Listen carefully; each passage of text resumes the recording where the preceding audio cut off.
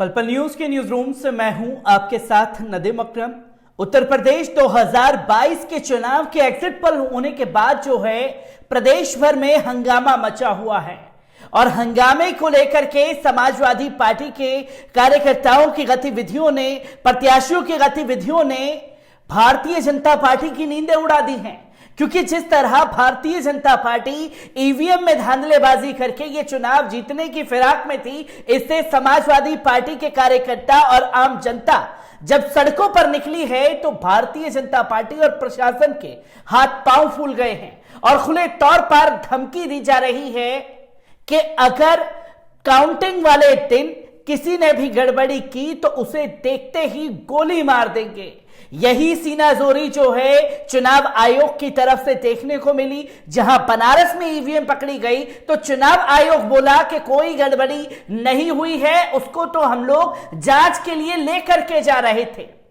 तो वही पुलिस प्रशासन का खुले तौर पर गोली मार देने वाला बयान भी सोशल मीडिया पर तेजी से वायरल हो रहा है और प्रदेश में किस किस जगह पर हंगामा मचा हुआ है, क्योंकि समाजवादी पार्टी के कार्यकर्ता और तमाम आम जनता भी सड़कों पर ईवीएम के खिलाफ निकल पड़ी है और हर एक प्रदेश के अधिकारियों के पीछे 50-50 समाजवादी पार्टी के कार्यकर्ता लग चुके हैं कि किसी तरीके की कोई गड़बड़ी ना हो पाए। इसी बीच कानपुर पुलिस ने चेतावनी दी है। आपको बता दें कि उत्तर प्रदेश विधानसभा चुनाव की प्रक्रिया खत्म होने के बाद जहां नतीजों को लेकर उम्मीदवारों के दिलों में धड़कनें बढ़ी हुई हैं, तो वहीं दूसरी तरफ प्रशासन भी मतगणना के लिए पूरी तरह मुस्तैद नजर आ रहा है।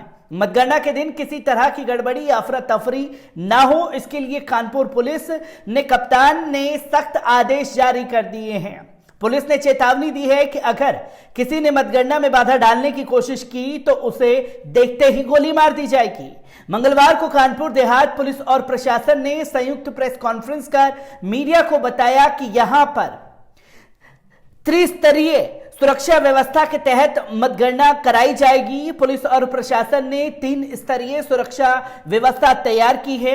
इसमें जनपद से करीब 1500 पुलिसकर्मी, 2 कंपनीगण सीआरपीएफ, 2 कंपनी सीआरपीएफ, 1 पीएसी की कंपनी तैनात की जा रही है। इसके साथ ही पुलिस अधीक्षक ने कहा है कि यह बात साफ तौर से जाहिर हो गई है कि इस बार मतगणना में प्रशासन को गड़बड़ी होने और काउंटिंग में बाधा डालने की आशंका है, जिसको लेकर कानपुर देहात के एसपी स्वप्नील ने बेहद सख्त होने के आदेश दिए हैं। स्वप्नील ने कहा है कि अगर मतगणना प्रक्रिया के दौरान किसी भी राजनीतिक दल या अराजक तत्व ने कोई गड़बड़ी या विध्वंस फैलाने की कोशिश की तो उसे तत्काल प्रभाव से गोली मार दी जाएगी। पुलिस अधीक्षक ने कहा कि 9, 10 और 11 तारीख काफी महत्वपूर्ण है। पुलिस प्रशासन पर सभी को भरोसा रखना चाहिए। कोई भी व्यक्ति अगर कानून व्यवस्था को बिगाड़ने की कोशिश करता है तो उस पर कठोरतम कार्रवाई की जाएगी। कोई अगर विध्वंसक गतिविधि करता है तो उसे गोली मारने के आदेश दिए जाएंगे। जहां एक और कानपुर देहात पुलिस प्रशासन मतगणना प्रक्रिया को त्रिस्तरीय सुरक्षा व्यवस्था के घेरे में करने की बात कर रहे हैं, वहीं दूसरी ओर उनको इस बात का डर भी सता रहा है कि अगर शायद इस बार मतगणना में अराजक तत्व कोई व्यवधान डाल सकते हैं।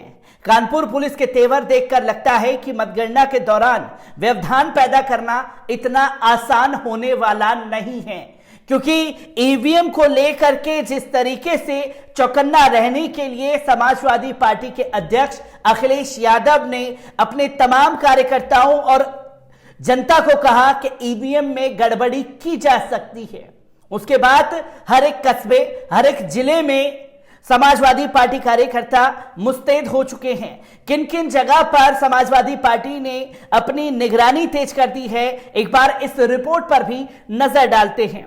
आपको बता दें कि बरेली में कई जिलों में ईवीएम और बैलेट वोट की कथित अदला बदली के आरोप और शोर के बीच सपा के राष्ट्रीय अध्यक्ष अखिलेश यादव ने प्रेस कॉन्फ्रेंस करके अपने कार्यकर्ताओं से कहा कि स्वयं अपने वोट की सुरक्षा करें। इस बयान के बाद पहले ही टेंट लगाए बैठे सपा कार्यकर्ताओं ने गश्त भी लगानी शुरू कर दी है। चुनावों के बाद वोटों की गिनती भले ही गुरुवार को होनी है, लेकिन सपा कार्यकर्ताओं ने मंगलवार की रात को ही कयामत की रात मान ली है। बरेली में उत्तर प्रदेश राज्य भंडारण निगम के गोदाम में बनाए गए स्ट्रांग रूम में ईवीएम रखी हुई है। यहां पर एक तरफ जहां पुलिस फोर्स और पैरामिलिट्री फोर्स के जवान स्ट्रांग रूम की रखवाली करते तैनात किए गए हैं, वहीं समाजवादी पार्टी के कार्यकर्ता भी पूरी रात स्ट्रांग रूम के रखवाली करते देखे गए।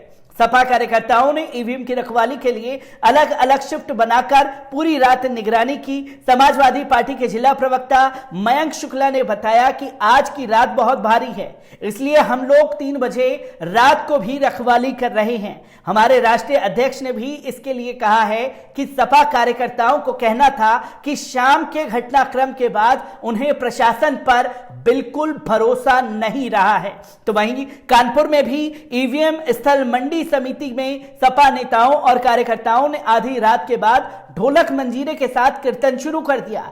सपाइयों ने यहां पर नारा लगाया कि लड़ाई बड़ी करारी है, आज की रात भारी है।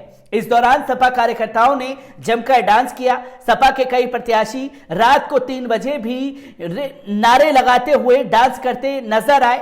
उधर ईवीएम की रखवाली में लगे पुलिस और अर्धसैनिक बलों के जवान पूरी मुस्तैदी से स्ट्रांग रूम के बाहर तैनात रहे।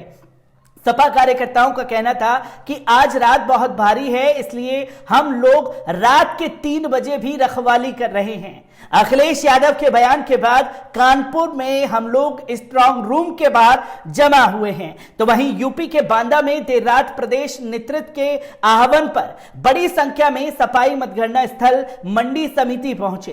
सपा कार्यकर्ता पूरे परिसर में घूम घूम कर जागते रहो का नारा लगाते नजर आए। सपाइयों की संख्या देख भारी मात्रा में पुलिस बल के साथ प्रशासन के अधिकारी भी पहुंच गए। सपाइयों से पुलिस अधिकारियों की तीखी नोकझोंक भी हुई। सपाइयों का आरोप था कि बगैर चेकिंग के गाड़ी मंडी समिति के अंदर जा रही है, जहां ईवीएम रखे हुए हैं। सपा के जिला अध्यक्ष विजय करण यादव ने कहा कि लोकतंत्र की रक्षा के लिए स्ट्रांग रूम की निगरानी करने आए हैं। प्रशासन पर आरोप लगाते हुए कहा कि बगैर चेकिंग के गाड़ियों को प्रवेश करने के लिए अंदर भेजा जा रहा है। तो वहीं इटावा की नवीन मंडी गेट पर सैकड़ों समाजवादी पार्टी के कार्यकर्ताओं ने पहुंचकर डेरा डाल दिया। कार्यकर्ताओं के साथ अखिलेश यादव के चचेरे भाई जिला पंचायत अध्यक्ष अंशुल यादव के नेतृत्व में सभी कार्यकर्ता डेरा डालकर बैठ गए। इस दौरान ढोलक मजीरा के साथ नारेबाजी भी हुई, गाने भी गाए गए। सपा कार्यकर्ताओं ने पुलिस कर्मियों सहित कर्मियों को गेट के अंदर जाने से भी रोक दिया। यही नहीं, सिटी मजिस्ट्रेट व एसपी सिटी गाड़ियों को चेक किया गया। जनपद के वरिष्ठ अधिकारियों ने एसपी सिटी मजिस्ट्रेट और एसडीएम ने मौके पर मौजूदा समाजवादी पार्टी के कार्यकर्ताओं से शांतिपूर्ण वातावरण बनाए रखने की अपील की है। तो यही तस्वीर बाराबंकी से भी सामने आई। बाराबंकी जिले के सपाई भी अलर्ट हो गए। आधी रात में सैकड़ों सपाई नवीन मंडी के स्ट्रांग रूम की रखवाली करने पहुंच गए।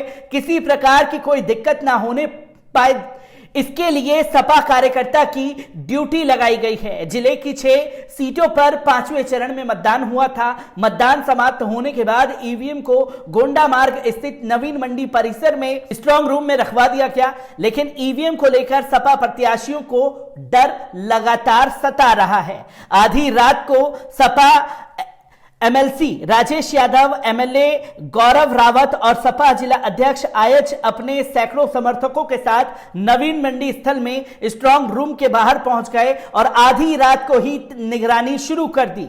तो वहीं गोरखपुर में भी तैनाती देखने को मिली। वाराणसी, बरेली और सोनभद्र की घटना के संदेह पर सपा कार्यकर्ता सड़क पर रात भर नजर आए। शीर्ष नेतृत्व और सपा राष्ट्रीय अध्यक्ष अखिलेश यादव के आह्वान पर देर रात गोरखपुर विश्वविद्यालय के बाहर सैकड़ों की संख्या में सपा पदाधिकारी और कार्यकर्ता एकत्र हुए। उनका आरोप है कि भाजपा किसी भी तरह की गड़बड़ी कर सकती है।